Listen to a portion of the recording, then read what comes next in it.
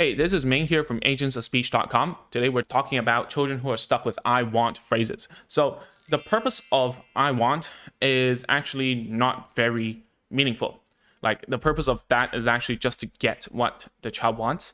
And usually what happens during therapy is that after the child masters a single word or imitation, the therapist or the parent tries to make the sentence longer to make it into like, I want something. But the meaning of the whole thing hasn't changed, although the length of the sentence has increased.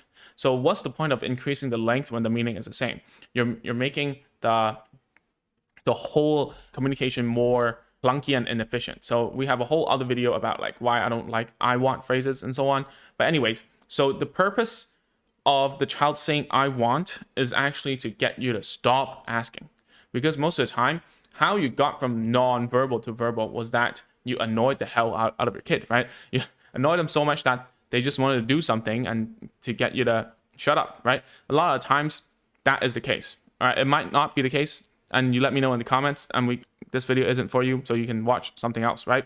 But the whole thing about it is that when they're saying I want something, it was a product of verbal imitation, and they will keep on imitating until you give them what they want. So you see a lot of children on the spectrum. If you say, oh, you talk first, I want whatever, they're so smart, they have like super eye contact that they're looking at how your mouth is moving, and they don't really know the meaning behind what they're requesting for. And there are some that they know very, very like a solid, something that they know very well. For instance, like I want ice cream, I want cookie, these are very good. But if it's like I want to go out, I want the bag or whatever, that they don't really care about, it becomes a routine, and they think that it's I want to go out for everything and I want the bag for everything, and it becomes more of a ritual they have to finish in order to do the next step, which is besides the point, right? So why is this happening is because there are no other language functions available. All right, what do I mean by no other language functions? So the I want whatever is to imitate in order to get something, and this is what we call requesting or manding.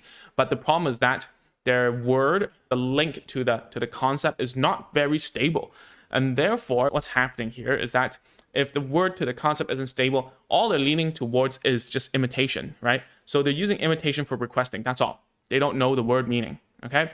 So what other language functions are there? There's like commenting. It's like, oh, that's a bird, right? That's like saying hello, like greeting, saying bye, whatever. Correcting, like manipulating your actions. Like, mom, that's wrong, right? Mom, pick up that thing. Those are commands, instructions. Asking questions, right? Oh, mom, what is that? Or answering questions.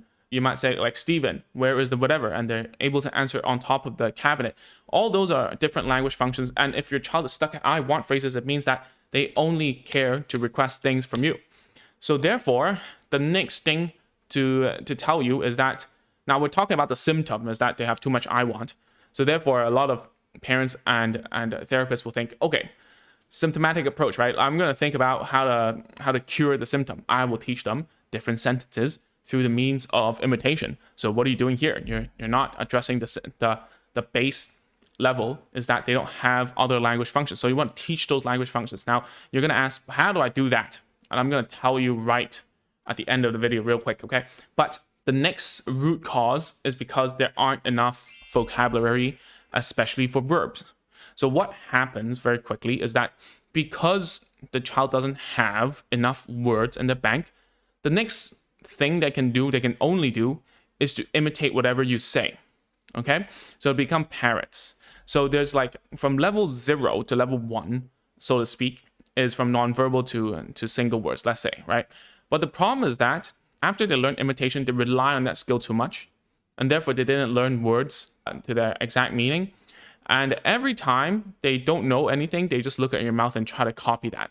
And therefore, you don't have enough vocab. So you might say, no, my kid has so many vocabs. He knows like the sun, the moon, all the planets, all the sea animals, dinosaurs even, all the furniture names, numbers, yada, yada, whatever, right?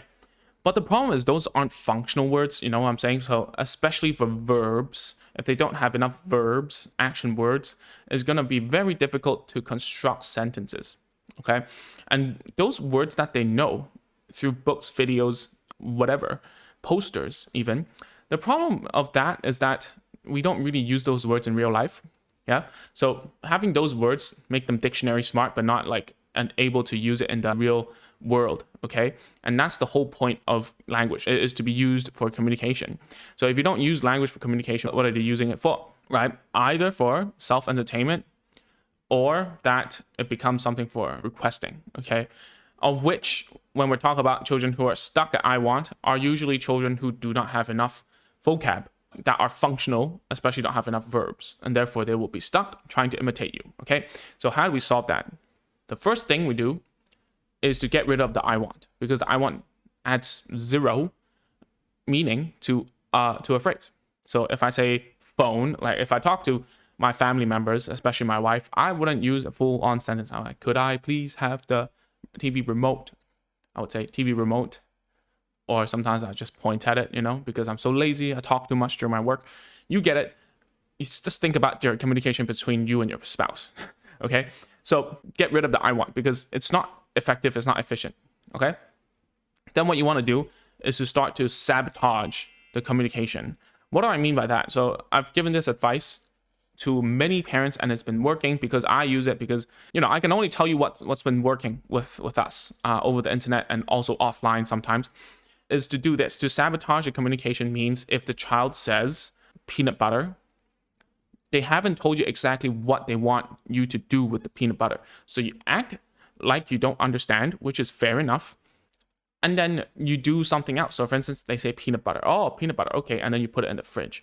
And then obviously they're gonna say no, right? So what do you mean? And then that's the way to teach them something of a longer sentence that has meaning for both words. So the reason why we talk longer, the reason why I have to talk to you in such a long form instead of those short videos or through a meme or whatever, is because it requires a longer explanation and needs to be specific to get rid of the nuances, right?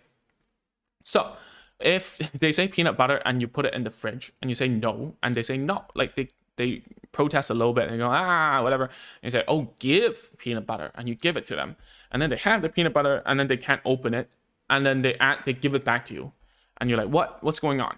What's going on? And then you can ask, what do you want? But you have to give the solution as well. Oh, open peanut butter. What do you say? Open peanut butter. Oh, open peanut butter. And then after that, you just give it to them and they can't reach it, right? And then what do? Scoop the peanut butter. Oh, okay, scoop the peanut butter. And then because your hands can't go in, you need to get a spoon. So then you need to tell them to grab a spoon. Like they have to say, get a spoon or whatever. So you get what I mean, right?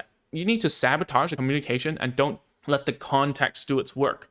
So because a lot of times mothers and fathers, grandparents especially, they take care of the child too much, as in like it's a good thing. But what I mean is, if your child is delayed, it's better to actually create a situation where every time they have to say something longer, at every step they require different tools, different verbs, then you do that. It's going to make a lot more sense in terms of teaching a longer sentence that has meaning for all things, right? So other than sabotaging like daily communication, what else you have to do is to teach play routines. And we talk about this a lot. You can just go to our channel, click there, and there's a playlist about teaching play routines. Maybe I'll put it in the description box below as well for you to watch that. And a lot of parents will say, I want more of these. You see, I've got some toys here that I've moved back from the clinic. So the reason why I don't do each toys is because number one, it takes very long. Number two, like each kid is very different. Number three, I want you to learn the structure and the mentality behind it so you can do it on your own, like you don't have to like 100% stick to that. Because what I want you to do is to understand the concept of I'm teaching you the fish, not giving you a fish, So that's pretty much it. If you want to learn more about what we do and so on, the first step is to go to agentsofspeech.com/checklist to grab a free list of tools and toys we recommend you to get when you start home therapy, okay? So I'll see you in the next video. Bye-bye.